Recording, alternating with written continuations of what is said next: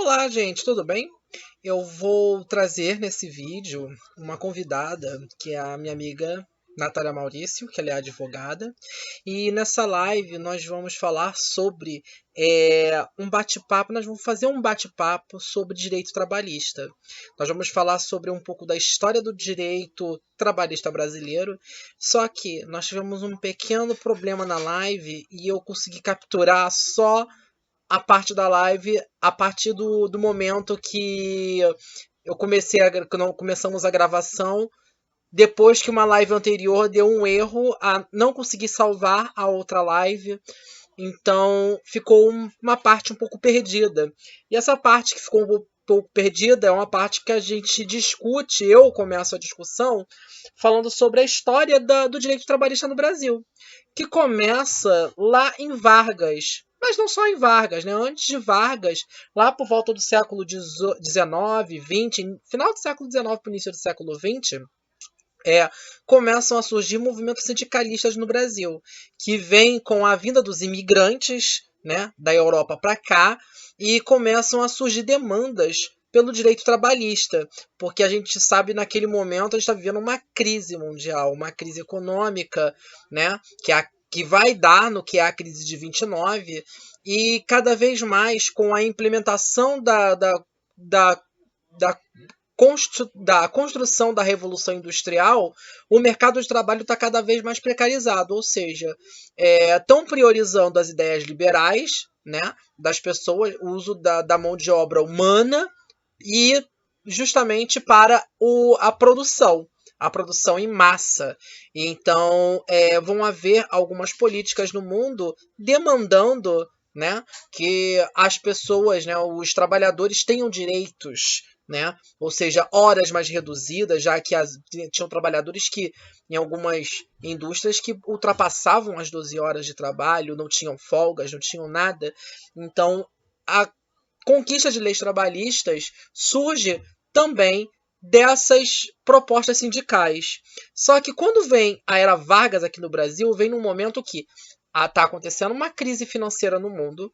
Aqui no Brasil, os cafeicultores não têm mais competência para governar o Brasil, porque eles estavam passando pela República do Café, onde Minas e São Paulo tinham um acordo de governança no início do século XX, né? E com isso, como o café estava em crise no Brasil por causa da crise que estava do capitalismo, nesse momento se questionou uma liderança política ter que ser ligada à produção de café. Então vem Vargas e também com uma crítica também ao sistema democrático daquele momento, né, onde o voto era aberto, né? Como o voto era aberto, era possível fraudar as eleições.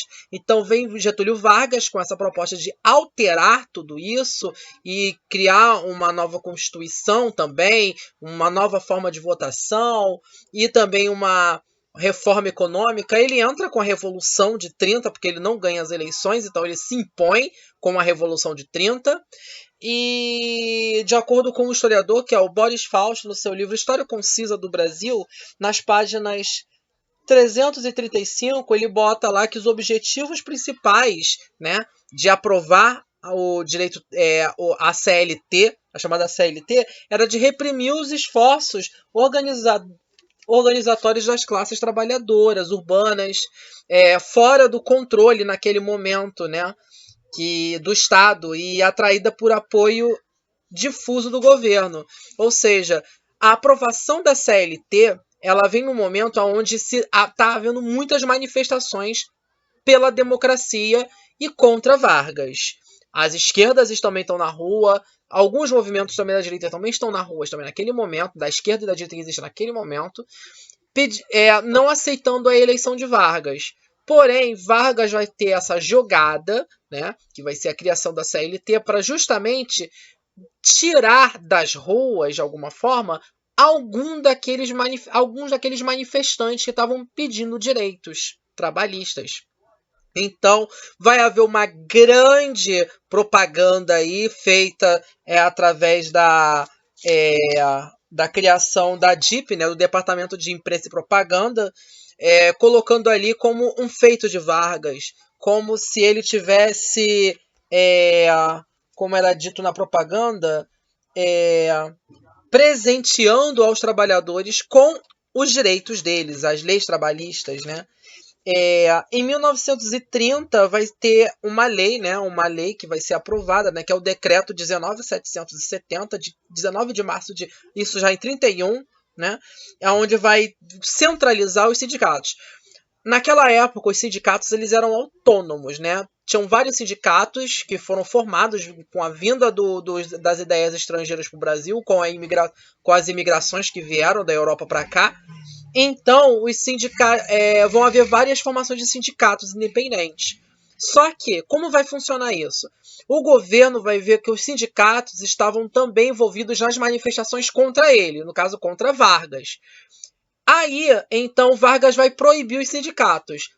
Para você ser um trabalhador reconhecido pela justiça, de acordo com as leis trabalhistas daquela época, Vargas vai criar um sindicato único, que é onde o trabalhador vai se afiliar a ele, e esse sindicato ele é ligado ao governo. Ou seja, só se for um sindicato ligado ao governo, se você for ligado a esse sindicato ligado ao governo, é que você vai ter direito a questionar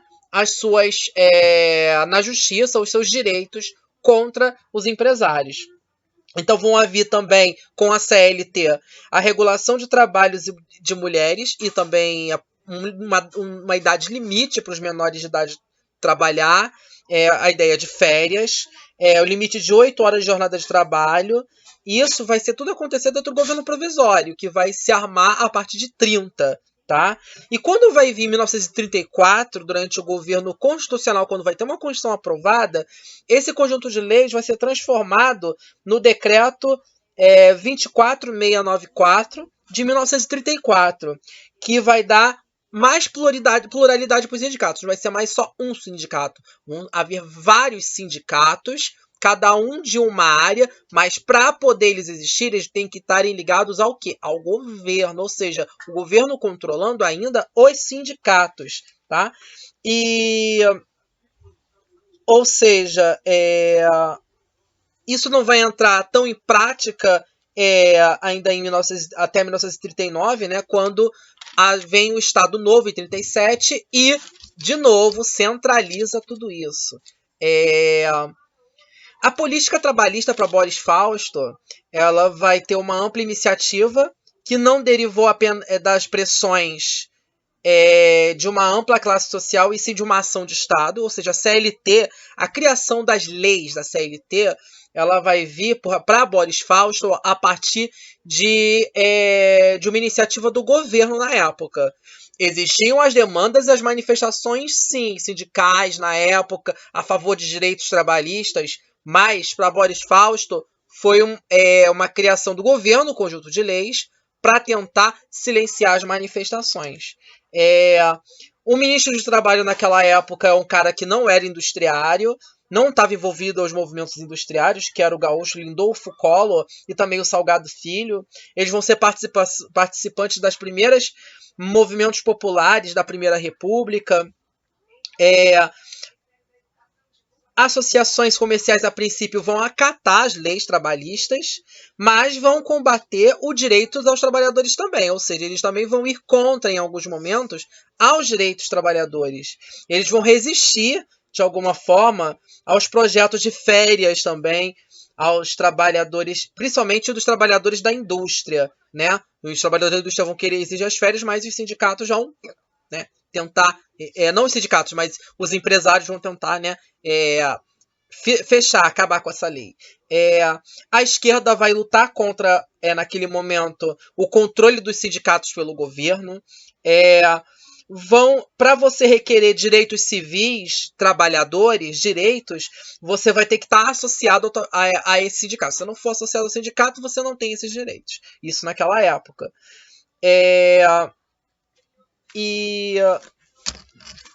Ou seja, eu também fiz uma busca também no dicionário dicionário de política, né, do Norberto Bobbio, e lá a gente também fala muito dos sindicatos, né? O que são os sindicatos para o Norberto Bobbio? Isso no dicionário. Sindicatos são diferentes para ele de associações patronais. Hoje em dia se fala muito de sindicato de donos de empregadores, sindicatos de empregadores, né? Os sindicatos de empregadores, quando Alberto Bobbio, são chamados de associações patronais, né? E para ele tem os sindicatos de trabalhadores, que tem uma raiz histórica lá nas corporações de ofício, lá na Idade Média, lá no medievo. E esses sindicatos, eles são parte de uma sociedade de trabalhadores que vão se ajudando, que era a sociedade dos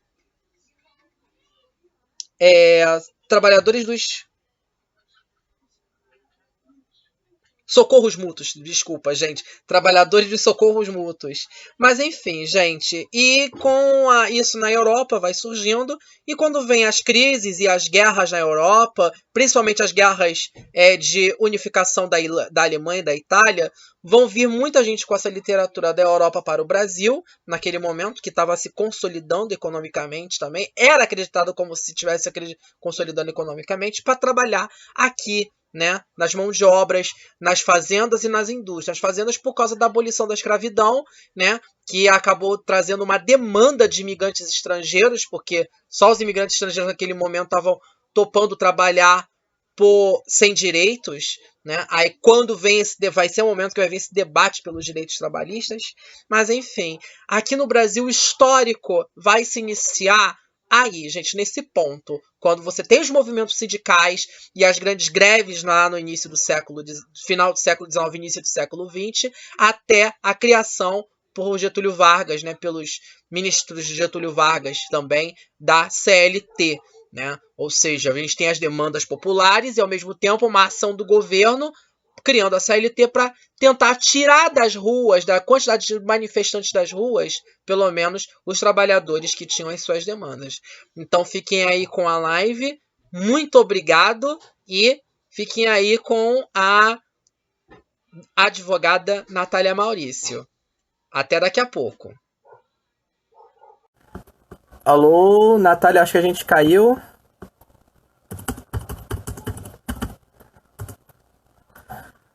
Tô esperando aqui.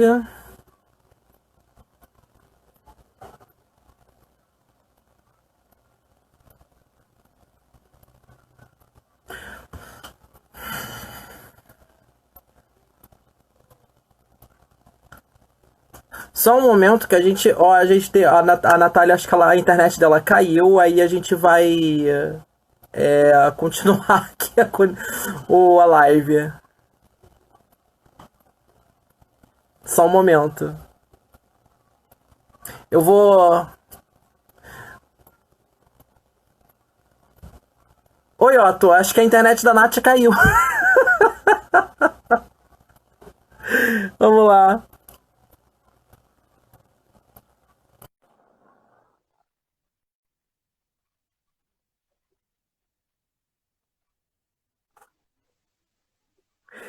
Pronto, algum incidente aqui, a internet caiu, alguma coisa aconteceu.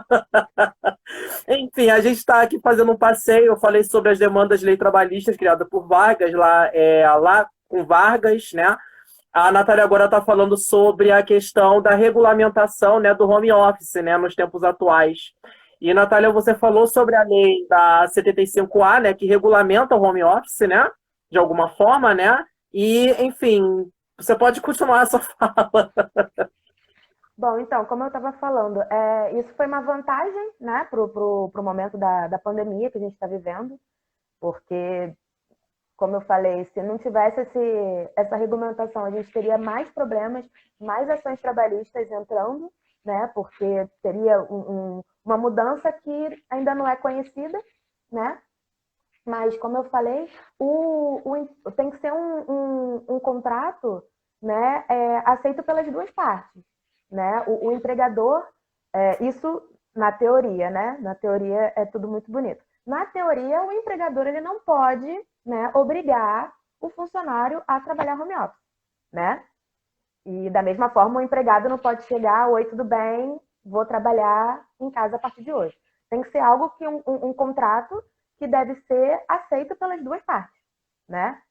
Entretanto, a gente sabe como funciona, né? Que hoje em dia não, né? Há muito tempo sempre funcionou assim.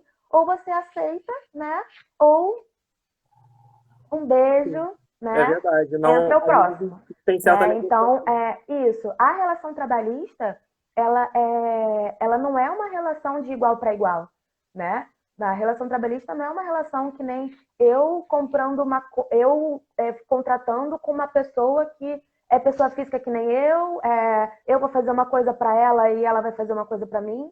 A relação trabalhista não. A relação trabalhista ela é uma relação em que o empregador está em cima, e o empregado está embaixo, né? O empregado ele não tem a mesma força que o empregador. Isso é nítido, né? É como se fosse uma relação também de consumo.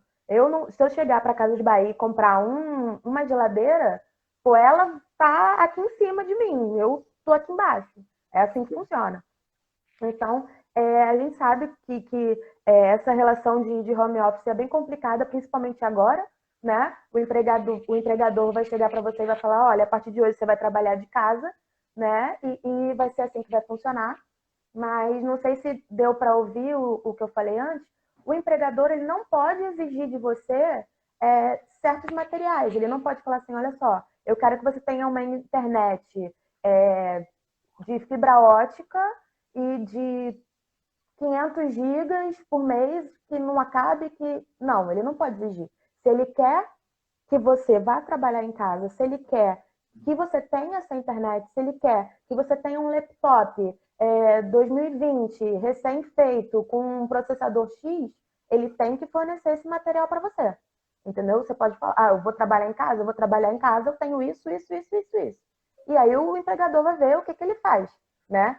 Uhum. Depende, para alguns tipos de... E aí no caso dos professores também, né? Ou seja, os professores podem trabalhar, sim, né, na questão com essa regulamentação do home office, mas de acordo com o limite que eles têm ali de material, né? Não podem, se o empregador tiver, por exemplo, eu quero que você use vídeo tal, programa tal, e se o professor não tiver esses recursos, ele pode não usar trabalhando esses recursos que são demandados, né, desses espaços, né? Ele pode usar aqueles recursos ali, mas a questão é negociar, como negociar, né? Como empregador e empregado, né? Como propõe-se, né? A questão da mudança recente, né?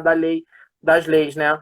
Então, ou seja, a gente Não, tem... e Pode muitos falar. professores também não têm a habilidade de mexer com vídeo, né? Uhum. Você não aprende a mexer com vídeo.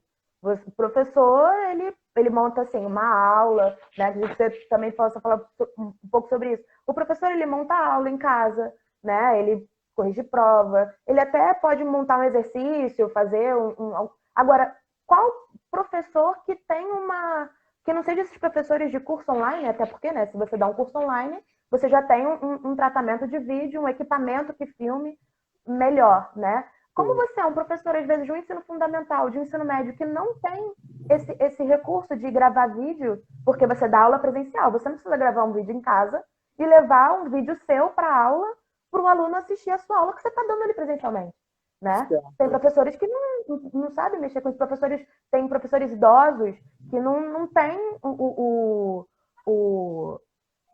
manejo do EAD, da criação de vídeo, da edição, e às vezes demanda muito mais trabalho você editar um vídeo em casa, né, do que você dar aula ali presencialmente, né? É uma coisa que, infelizmente, a gente não tem como explicar isso juridicamente no momento, né? Isso tem que ser provado por A mais B, porque uma hora a aula é, sei lá, X, né? Uhum. Só que a aula, o tempo que você leva editando pode ser o tempo de 3 horas aulas, né?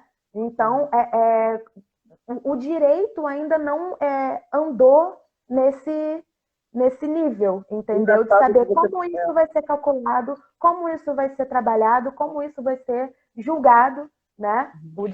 O home office é regulamentado, tá ali bonitinho. Mas como o professor vai poder provar o tempo que ele ficou ali editando a hora, né? Porque a reforma trabalhista também trouxe isso.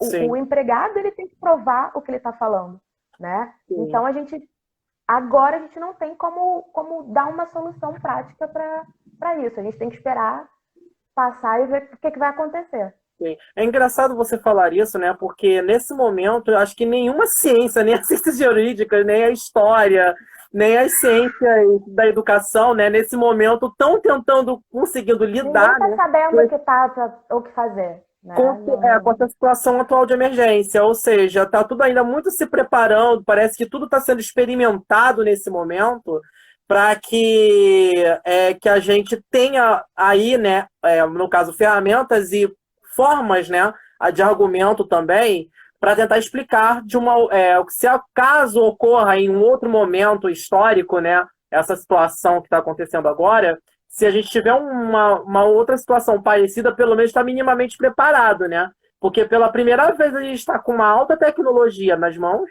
né? Pelo visto, a gente está com uma alta tecnologia nas mãos, mas não é acessível a todo mundo ainda. Mas a gente está assim, com a alta tecnologia de acordo com o tempo, né? Nós temos um tempo tecnológico atual que muita gente ainda não tem acesso, né? E mesmo assim, muitas pessoas, por não terem esse acesso, não sabem utilizar essas tecnologias todas.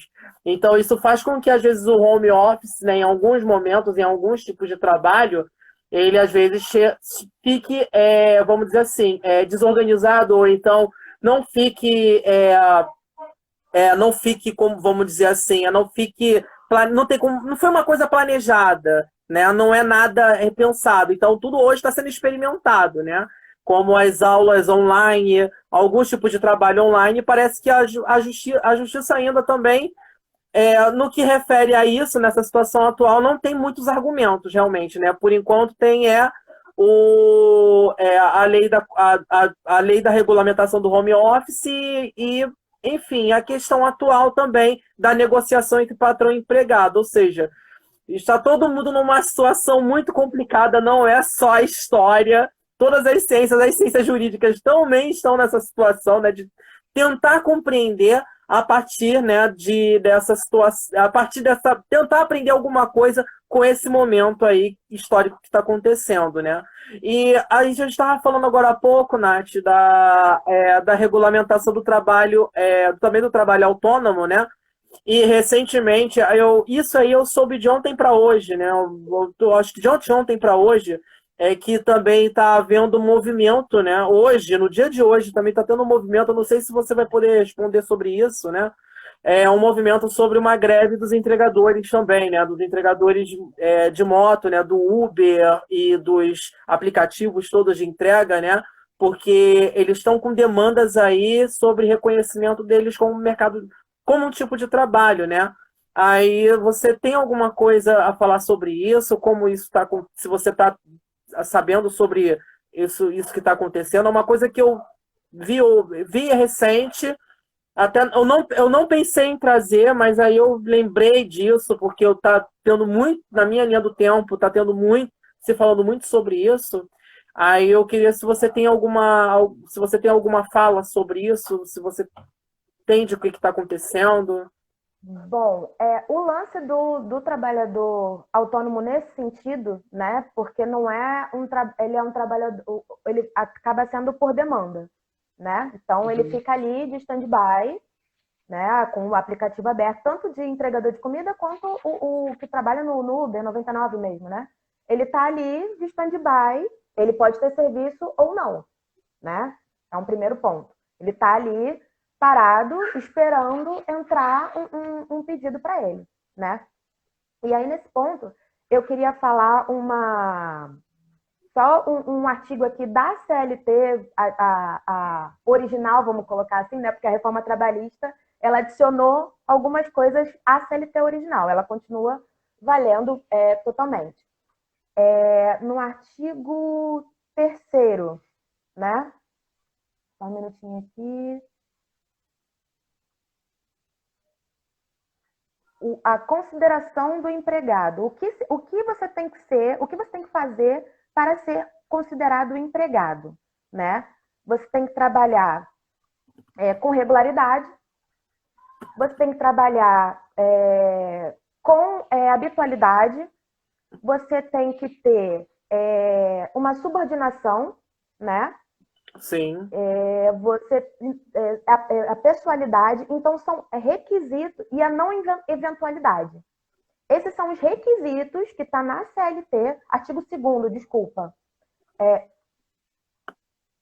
Isso. Esses são os teores que você tem que ter para ser considerado empregado, né? Sim. Então, você tem que ter a subordinação, a pessoalidade, a onerosidade, a não eventualidade. Então, o que acontece? O entregador desses que trabalham por demanda, ele pode abrir o aplicativo todo dia ou não, né? Então, aí você já tem a possibilidade de uma eventualidade, né?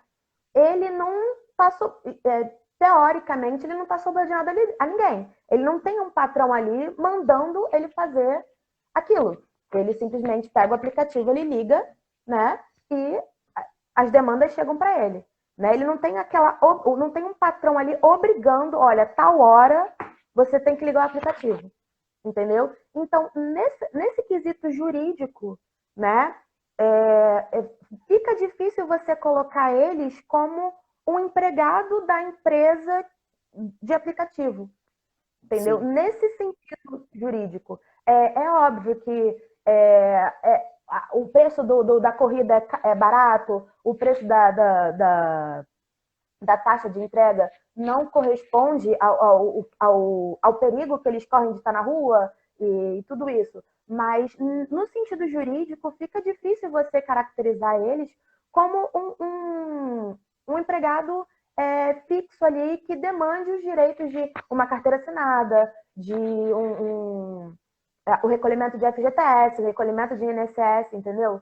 Fica meio difícil nesse ponto. Entendo. Ou seja, nesse momento eles estão tentando reconhecer isso como um tipo de trabalho, mas como toda lei surge de uma demanda também popular, né? Ou seja, eles estão ali tentando procurar meios, né, nesse momento para que se regularize esse tipo de trabalho de alguma forma. Seria isso, né? Sim. Porque... O que seria ideal é óbvio que tem pessoas que vivem disso. Acorda 8 horas da manhã, liga o aplicativo, né? Como se fosse, não, é um trabalho, né? Mas assim, como se fosse um trabalho regular, né? Aquele que você acorda de manhã, vai trabalhar, trabalha 8, 10 horas, dependendo da sua carga horária de trabalho, desliga o aplicativo e volta para sua casa, né? Como também tem gente que usa isso como um complemento de renda, né? Tipo, hoje eu saí mais cedo do trabalho, vou ligar aqui o Uber, vou ligar aqui o aplicativo, vou fazer uma grana extra. Então, se fosse regulamentado nesse sentido, né? Se fosse regulamentado nesse sentido, o ideal seria que o aplicativo desenvolvesse, não sei se tem, porque não, e aí alguém que trabalhe com isso pode até tirar essa dúvida, eu não sei como funciona a contagem de horas, né? Se todo dia a pessoa liga o aplicativo, qual o tempo que ela ficou ali trabalhando, quantas entregas ela fez, porque pode estar ligado também, e ela não receber nada, né? Tá ligado e ela não fazer nada, né? Então, para poder regulamentar isso, né, teria que ter esse controle.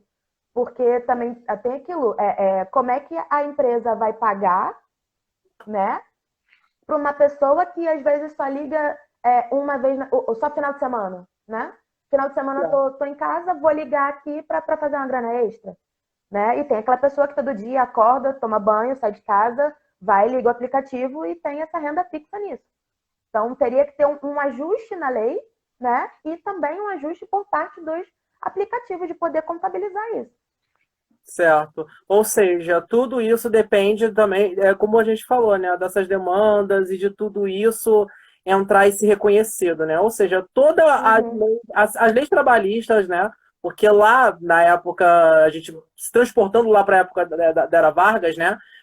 Haviam as demandas populares, né? Lá dos sindicatos, né? Dos partidos também, que iam para as ruas, pedindo pelos direitos dos trabalhadores, né, por leis, né, que regulamentassem horas, regulamentasse também férias, regulamentasse ou seja, as demandas do trabalhador, né? E da mesma forma a gente tem esses eventos acontecendo, como esse está acontecendo hoje, justamente para isso, para que haja, né, algum tipo de demanda para que se crie um projeto, talvez, né, um projeto de lei, ou lei, e ela passe a ser uma questão, uma lei prática. Ou seja, todo projeto de lei, então, é uma construção, né, então, de demandas populares. Ou seja, a gente pode criar leis a partir, né, de como a gente tem as demandas populares.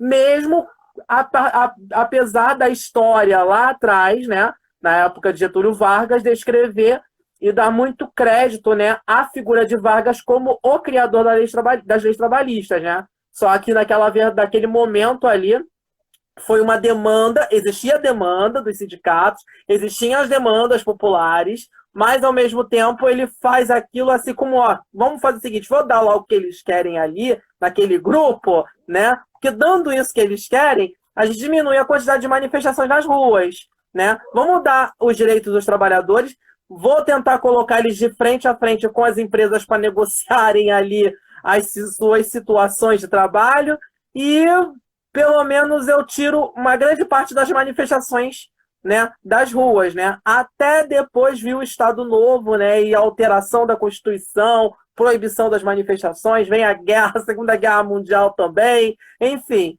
O Brasil, naquele momento, né, histórico, confuso, e apesar de ter vindo também de várias pragas que tiveram naquela época, né? Crise de febre amarela, crise de gripe espanhola que surgiu naquela época, um pouquinho depois também. A crise de 29 também, que foi um dos percalços para subir Vargas ao poder também, né? Porque não se acreditava naquele momento que os cafeicultores tinham competência para governar o Brasil. Fora a crítica também à questão eleitoral também, que as eleições elas eram facilmente manipuláveis com o voto aberto, como era na época, né? Ou seja, tudo isso servindo como crítica para colocar Vargas no poder e Vargas para tentar diminuir as manifestações. Ó, vamos fazer o seguinte, vou dar as leis trabalhistas para eles ali. Enfim, então, ou seja, das manifestações, das demandas populares ocorrem desses eventos, né? Então, Natália, a gente também falou sobre uma decisão aqui que eu achei. Esse ano, no início do ano, em fevereiro, o Tribunal Superior do Trabalho já decidiu que não reconhece o vínculo empregatício entre o motorista de Uber e o Uber.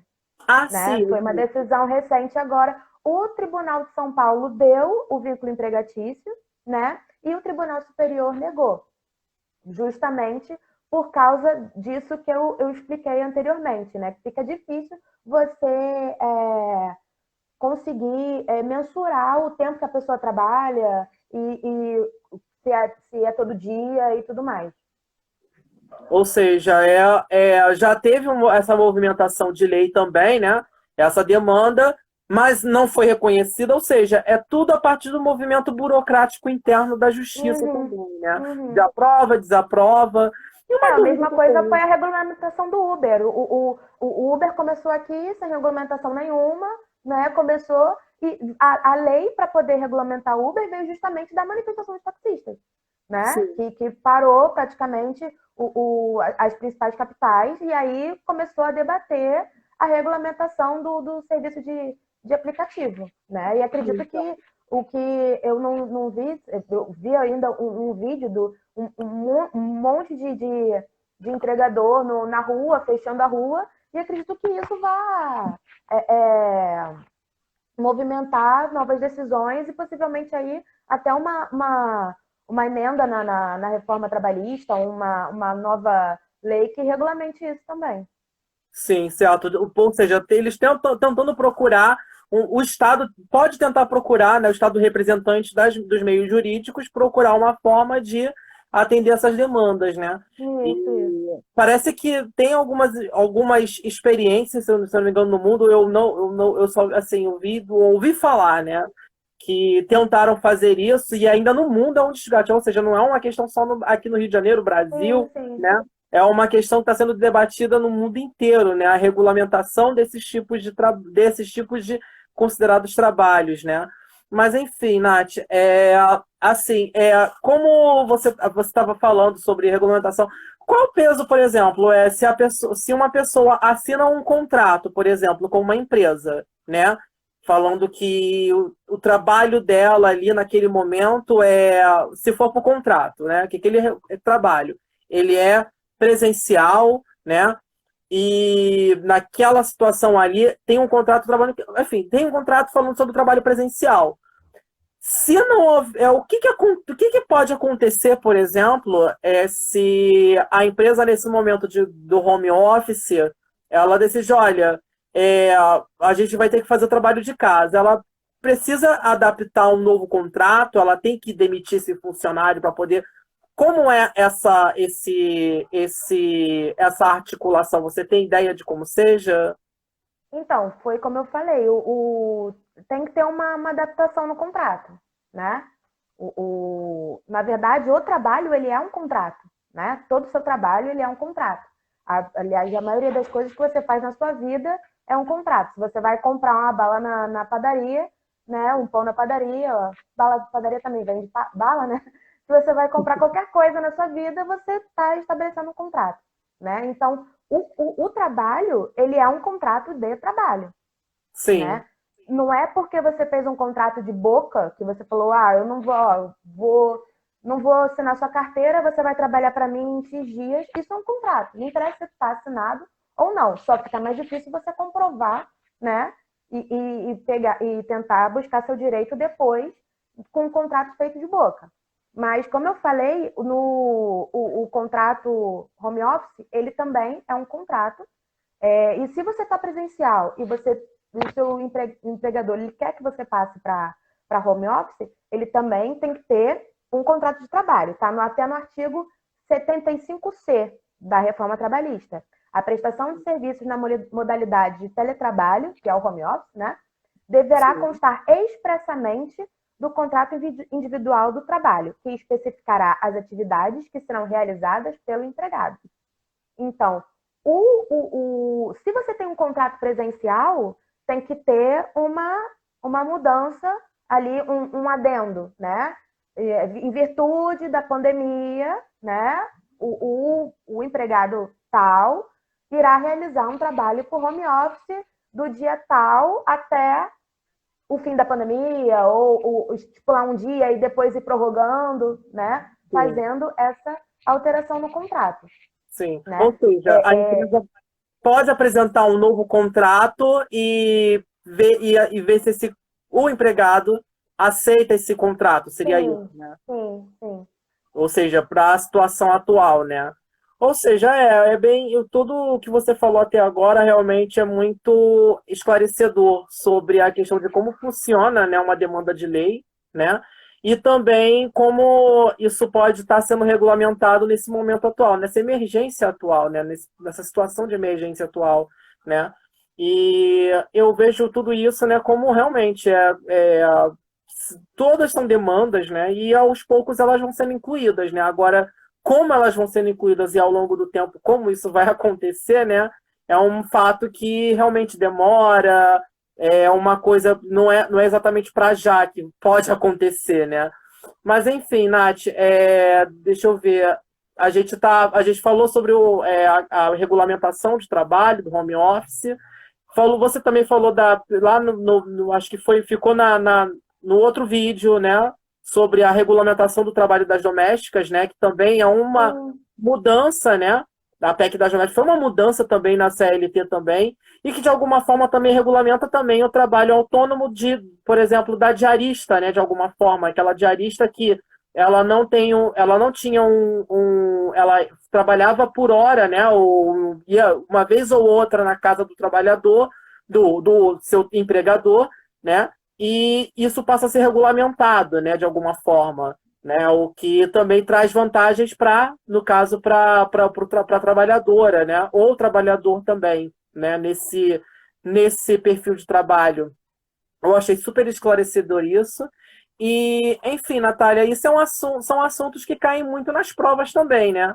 Isso, se eu não me engano, é porque eu nunca tive contato com uma prova com um modelo de prova da OAB, né?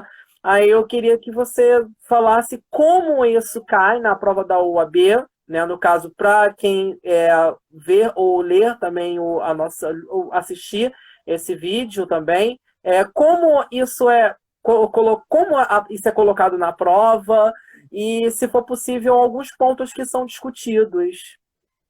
Então, eu separei aqui dos últimos 3 exames, né? A porcentagem de questões de direito do trabalho, ela, em comparação, ela é bem pequena, né? Está de 5, 6 questões de direito do trabalho e a prova da OAB são 80 questões, né? É uma prova bem longa, bem cansativa. E aí, é a primeira fase. A segunda fase, você escolhe já a matéria que você quer fazer. Uma prova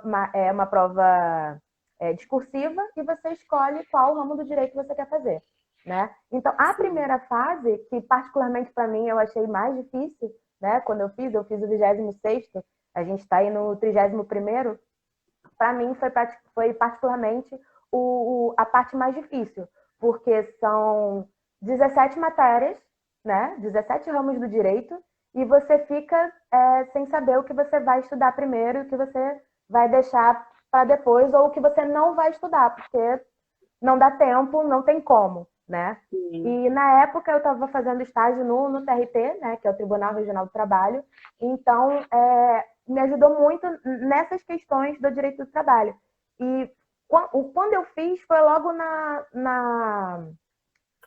saída da reforma, né? Sim. Então caiu muita coisa. Ou Então eu seja, separei. Ou seja, Era tem assim, demandas que acontecem depois de você estar formada, né? E, e também precisa fazer algum curso, alguma preparação, alguma coisa, alguma atualização para poder atuar com isso. Eu fico pensando, por exemplo, surge um conjunto de leis novas de direito civil, por exemplo, bem no meio da. Você terminou a faculdade. Como de alguma forma isso impacta no trabalho daquela pessoa do direito que já é formada, né? Então, como foi esse seu processo quando teve a alteração das mudanças de trabalho? Como foi esse seu processo para poder tentar compreender e tentar entender um pouco sobre isso? Bom, a minha sorte, quando saiu a reforma, eu estava nos últimos períodos da faculdade. Então, eu ainda cheguei a fazer o direito que a gente chama de direito material, né, que é o direito da pessoa em si, né, e tem o direito processual, que é como funciona o processo na justiça. Então, eu já tinha feito a parte do direito material, né, já tinha feito direito do trabalho 1 e 2. Então, quando saiu a reforma, eu depois fiz o processo do trabalho. Então, algumas coisas, né, deu para pegar e o resto eu fiz um cursinho à parte, portanto é porque eu fiz a segunda fase do AB em Direito do Trabalho, então eu tive que fazer um cursinho à parte para poder pegar essas mudanças, entendeu? Porque a reforma trabalhista, ela não foi assim tão difícil compreender, né? Mas teve muitos detalhezinhos que mudaram. Então, como a prova da OAB, principalmente a primeira fase, ela joga assim várias pegadinhas na sua cara, você com 80 questões, às vezes questões de uma página para você ler, então você tem que ficar bem atento a essas pegadinhas que aparecem. A pior parte é o nervosismo, né? Não tem como. Então, eu peguei os últimos 3 exames, né? Atualmente ele está paralisado por conta da pandemia. Se eu não me engano, marcaram a segunda fase para final de agosto, mas também não sabemos se vai ter realmente ou não, né? Então, eu separei algumas questões que até depois você pode até, vou mandar o link para você. Quando você colocar no YouTube, você pode colocar os exames, né? Sim, eu posso botar como link no final, embaixo do Na vídeo, para quem descrição do quiser vídeo. aplicar. E aí eu separei os 3 últimos, que foi o 29º, o 30º e o 31º. No 29º, tem as questões 71 e 72, que são sobre a reforma trabalhista, né? 71 e 70...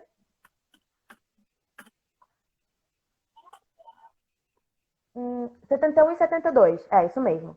Sim. Que são sobre a reforma trabalhista, né? Que fala, a primeira questão, a 71, ela fala sobre a pessoa que pediu demissão, né? Uma pessoa pediu demissão, a outra foi aposentada por invalidez, a outra fez um acordo com o empregador, que foi uma modalidade da reforma do trabalho, né? Quando você quer ser mandado embora e o empregador quer te mandar embora, você faz um acordo, né? Você pode fazer um acordo e aí você tem diversas...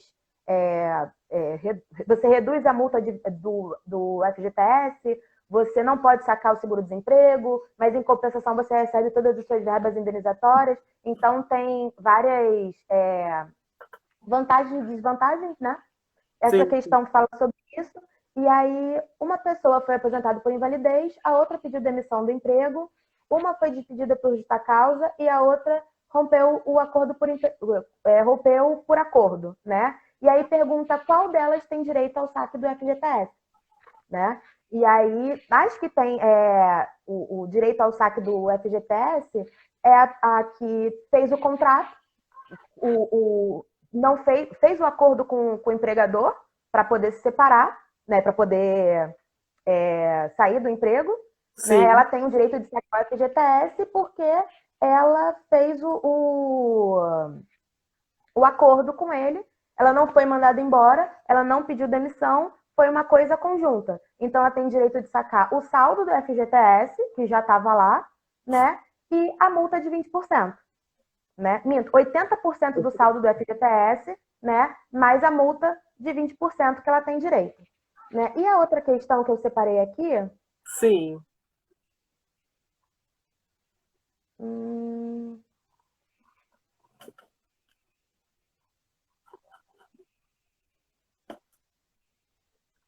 Vou pular porque eu não estou achando a questão aqui no exame, que a letra é tão pequenininha.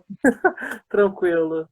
No 30º exame, também a questão 71, ela fala sobre uma mudança também da reforma trabalhista, né? E a pessoa ela trabalhou numa editora, né?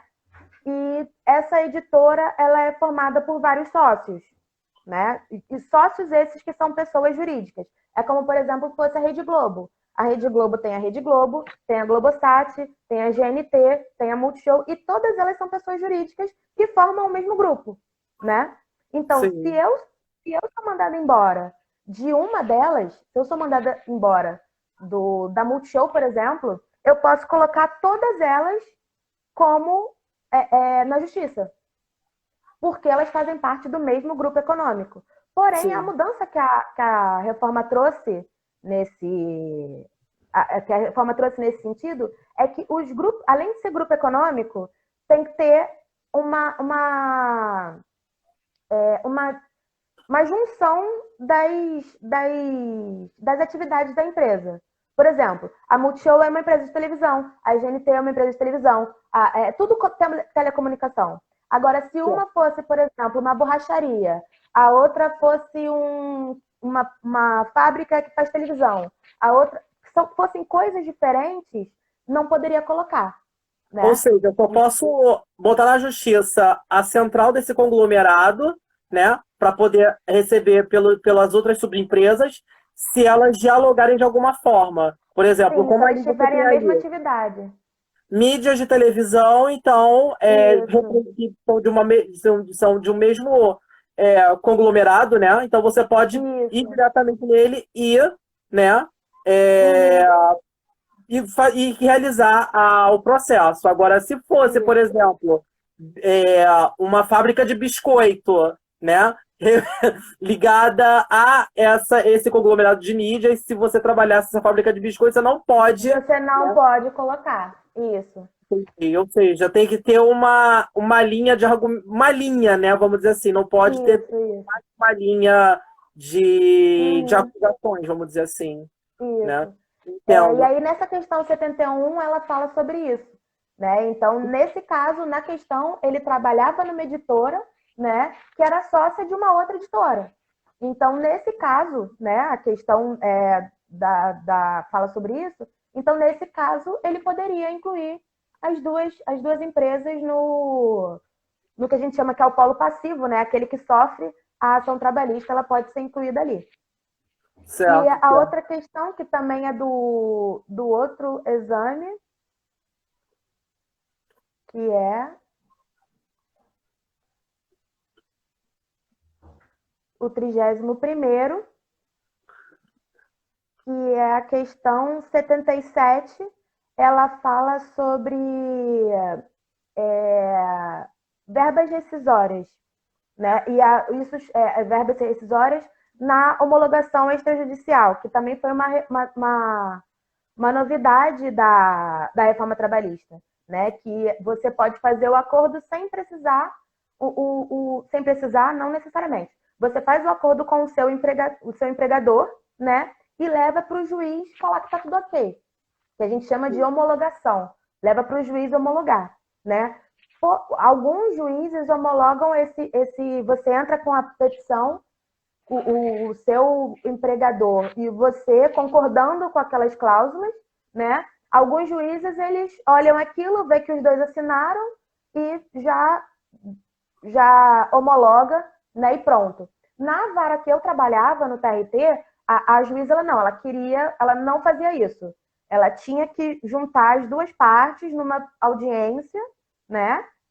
Audiência simples, ela juntava as duas partes e fazia a homologação com todo mundo junto. Ela não fazia isso que a gente chama de casa, né? Ela não olhava ali o processo e falava todo mundo ok, todo mundo concordou, um beijo, tchau. Não. Ela chegava, juntava todo mundo e fazia essa homologação, né? E aí, na questão 77, é justamente sobre isso. O autor, ele trabalhou durante um tempo na empresa, e o acordo extrajudicial, ele funciona muito quando a empresa não tem como pagar, né?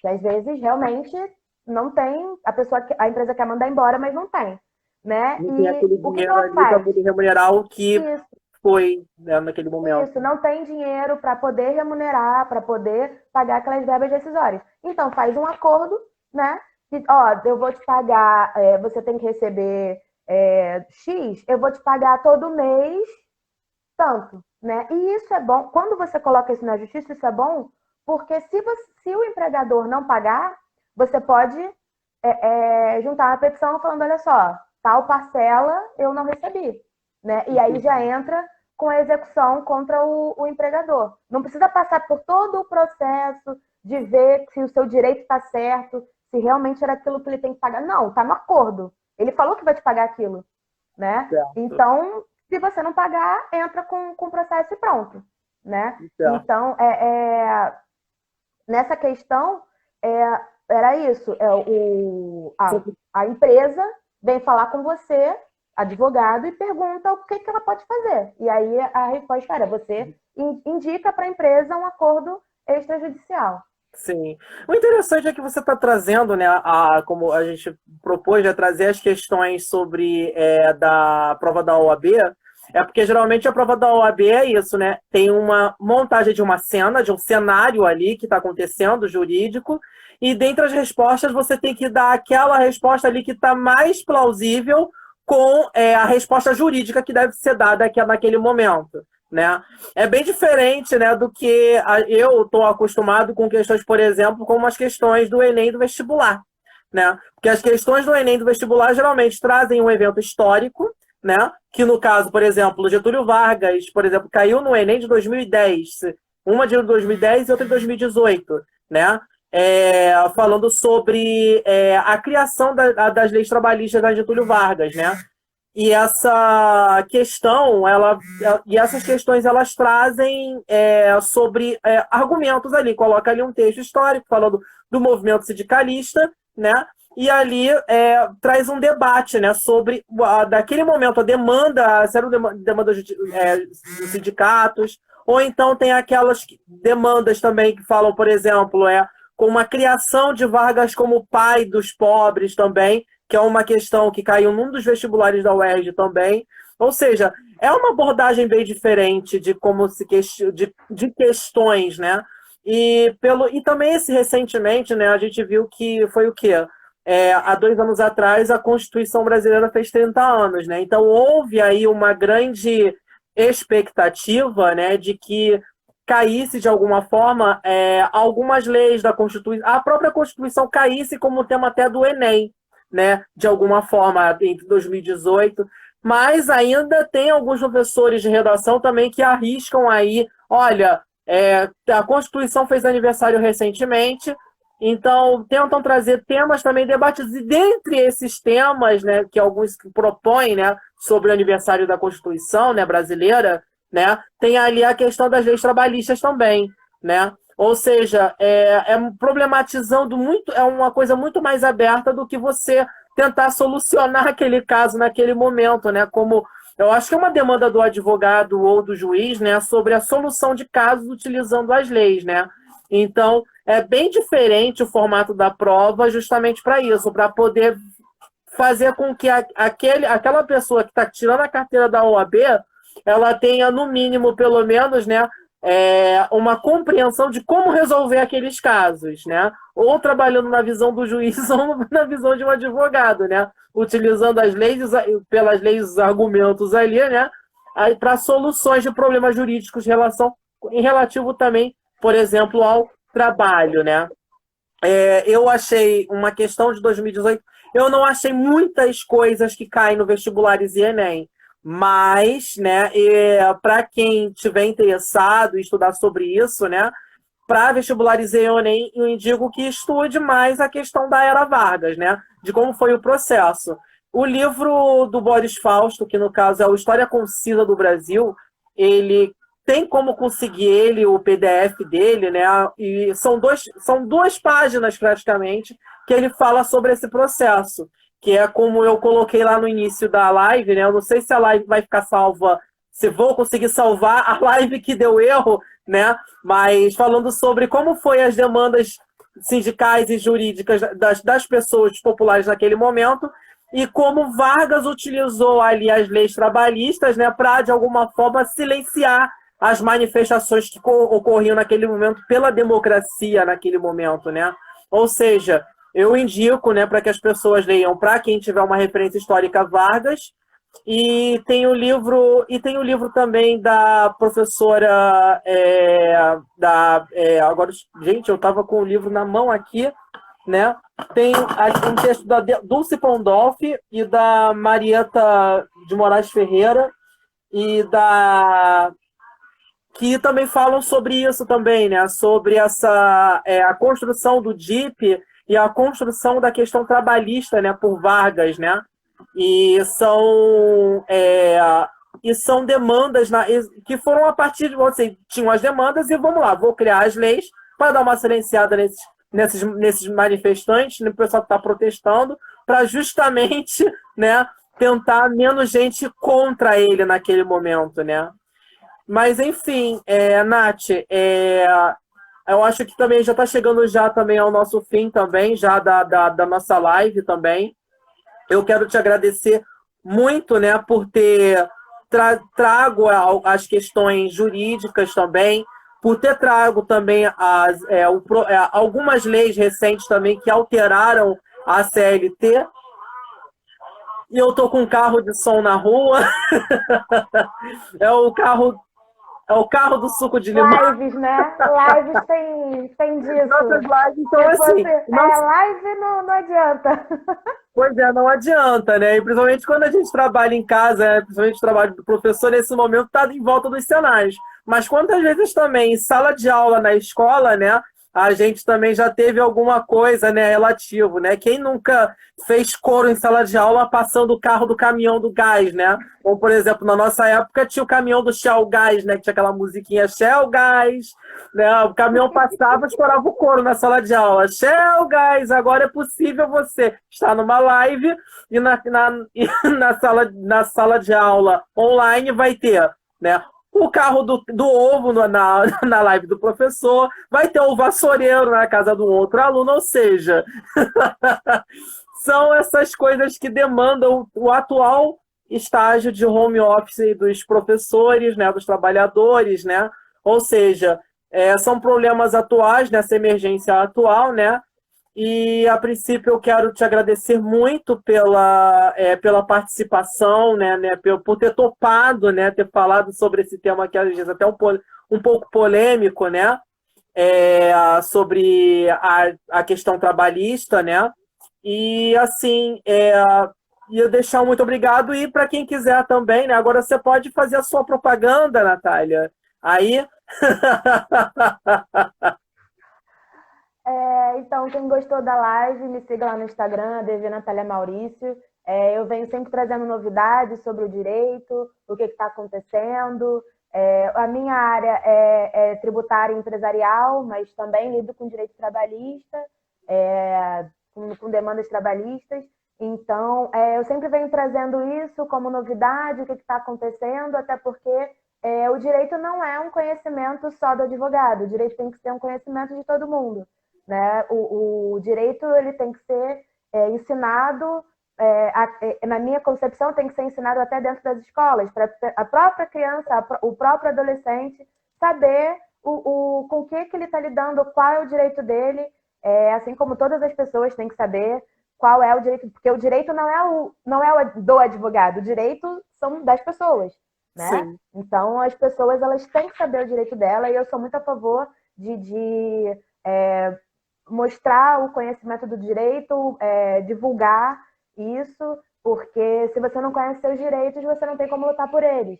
Então, eu acho que quem quiser saber mais, pode me seguir lá. Quem tiver alguma dúvida, eu respondo sem problema nenhum, sem cobrar consulta. Quer dizer, deveria cobrar, né? Porque é o trabalho do advogado, mas não no sentido de querer aqui buscar clientes, não é isso, é o sentido mesmo de levar o conhecimento, entendeu? Que todo mundo possa entender e saber os seus direitos, e cada vez mais a gente sabendo os nossos direitos, a gente consegue lutar por eles e conseguir melhorar um pouquinho, né, o lugar que a gente vive e tudo mais. É isso. Porque entender um pouco dos nossos direitos também é entender um pouco também sobre nós mesmos. Aliás, todas as ciências, assim como as ciências jurídicas, também são formas de entender nós mesmos e nós como cidadãos, né? Como indivíduos civis na sociedade, né? Então, eu também sou super a favor, né, de que futuramente, quem sabe, olha só quanta demanda de mercado de trabalho poderia se abrir se, por exemplo, regulamentasse estudos de direito, por exemplo, nas escolas, né? Nas escolas, se tivesse essa demanda, né? O quanto de trabalho também ia gerar para pessoas do direito, né? E talvez criassem cursos novos de licenciatura também na área de direito, para que se tenha a prática de sala de aula. Eu acho que isso seria uma coisa excelente, né? Mas, então aí, são demandas que podem surgir, podem serem aprovadas por lei ou não, podem surgir. Mas, enfim, Natália, muito obrigado, tá? Muito obrigada pelo convite, adorei participar. Tá? E depois de terminar essa live, eu vou salvar o vídeo, né? Esse vídeo que a gente fez. Eu tentei trazer também algumas informações que a gente tentou abrir na outra live para cá também, falando sobre a construção também, né, das leis, até para poder a gente, lá no início, lá na implementação em 1930, né? Para poder ver se a gente não perdeu o outro. Se não perdeu o outro, beleza, salva os dois. Aí eu te mando também, e aí a gente coloca nas redes sociais. Muito obrigado, Natália. Valeu. Obrigada. Tá? Obrigado também pela paciência de Otto, por ter, né, também cedido a casa dele também, para você também fazer a live, né? Mas é isso, tá? Muito obrigado, valeu e até qualquer hora dessa. Tchau, tchau. Tchau. Tchau.